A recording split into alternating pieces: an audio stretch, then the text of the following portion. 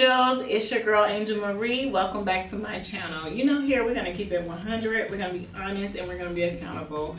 I hope you enjoyed this video. Hey y'all, welcome back to the channel. Today we're gonna talk about how I went from a disorganized avoidant to a little secure honey. So let's just take it back, right? I was just minding my business, living life. I didn't even realize I had a problem. And about 2 years ago, me and my sister, I think it was like Christmas or something, decided to do the attachment test. And that thing said I was disorganized avoidant. And I was like, what? And then we took another test as well that said I had a very low IQ. Actually, EQ. My bad, y'all. Anyway, I had a very low EQ and a high IQ. And I was like, what the hell? Me? Low EQ? But it made sense because I always I just never took anything serious. I just kind of, I guess subconsciously, I internalized everything.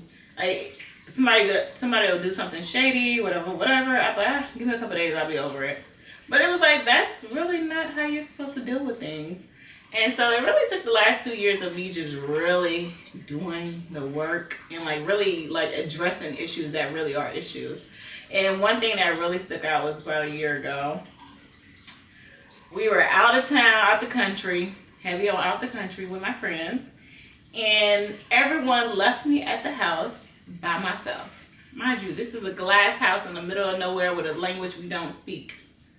And so, mind you, our little Uber came or whatever, everyone went and got into the car, and I went, it was me and one other person. I went downstairs to get my bag. By the time I came up, the Uber driver, the Uber car was just rolling down the hill.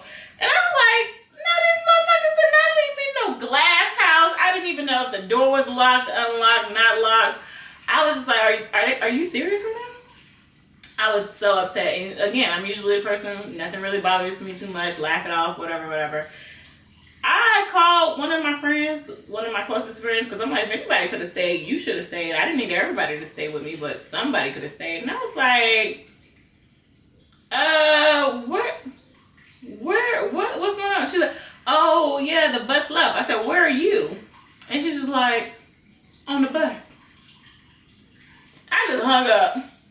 And then I wrote in the group chat, no, they was in the group chat telling somebody, do you want anything? I said, fuck all y'all, or something. I said something very dramatic. I went downstairs. My job, this house was so scary, it was so creepy. I was so nervous. So I went downstairs to the basement. I was like, child, they're gonna have to come and get me from the basement. I locked the door and I just stayed in there. So when they got back, they're knocking on the door, telling me to come out. And everybody's like, oh, we're so sorry. We didn't think you would think anything about it. We thought you'd be okay. I said, it's the principle. We're in the middle of no fucking where. A glass house. I don't know if the door is locked. Don't know if it's unlocked because it's one of those electronic ones and you only know if you're outside the door, right? And at that moment, everybody, I guess, was just so shocked because they're like, oh, we just didn't think you would care. I said, I am still a woman with feelings and emotions. And so, that shit just pissed me off. Oh, my lovely cousin.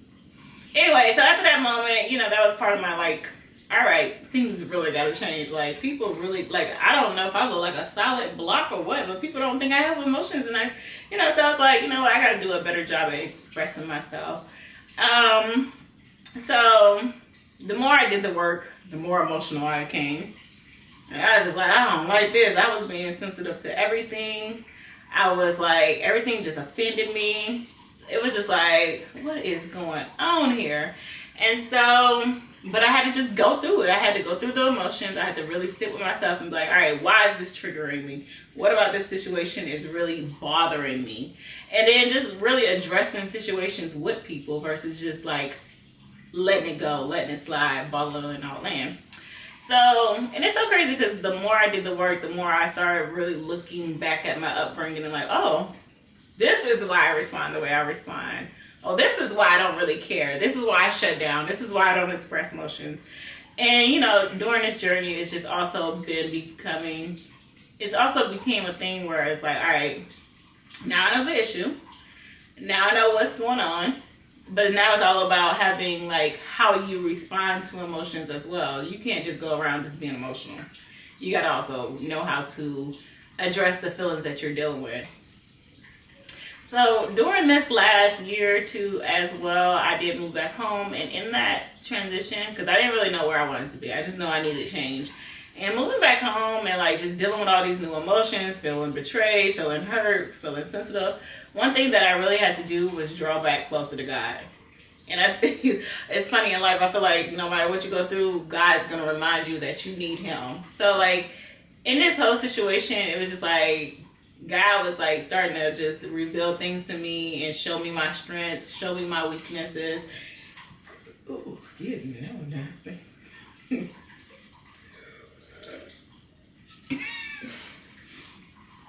You know, he just been working on, he was working on sis.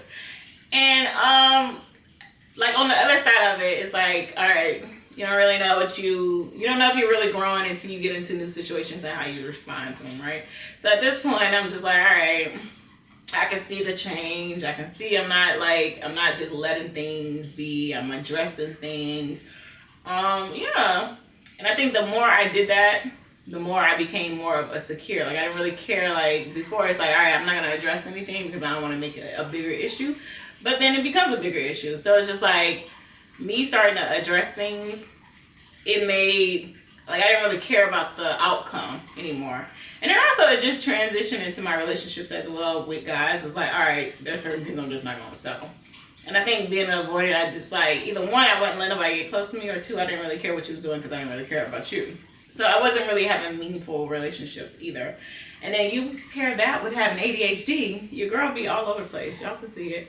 But for me, a lot of things that actually really helped besides getting closer to God was also just doing more meditations, doing more yoga, doing things that really made me become a more centered person. So whether it was meditating for 10 minutes in the morning, reading, breathing exercises, just things that like was like, all right, let's calm these nerves and let's get to it. Yeah.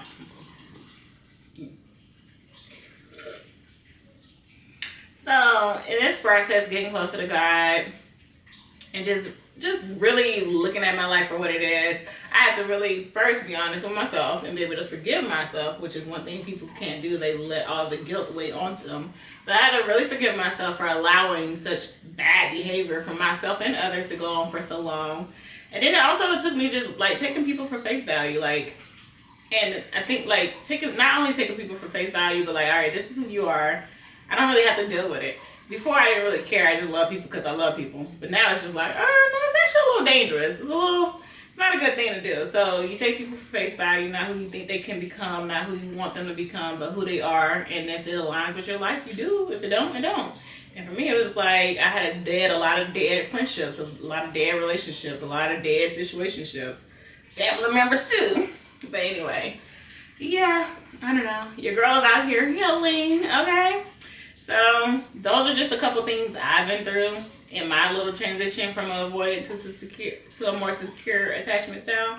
It's not necessarily saying I'm a finished product because I still have my moments. I'm still working on myself, and but we're gonna get there. All right, okay, angels. Well, if y'all enjoyed this video, please make sure you like, share what your tips and tricks were to go from one attachment style to the other, and if you are currently an avoidant, just things you're doing right now to help you. We're here for you.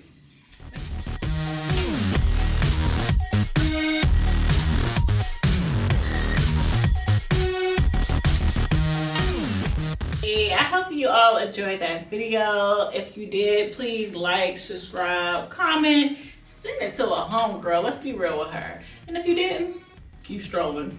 But anyway, make sure y'all check out the next video. I look forward to seeing my angels. Bye.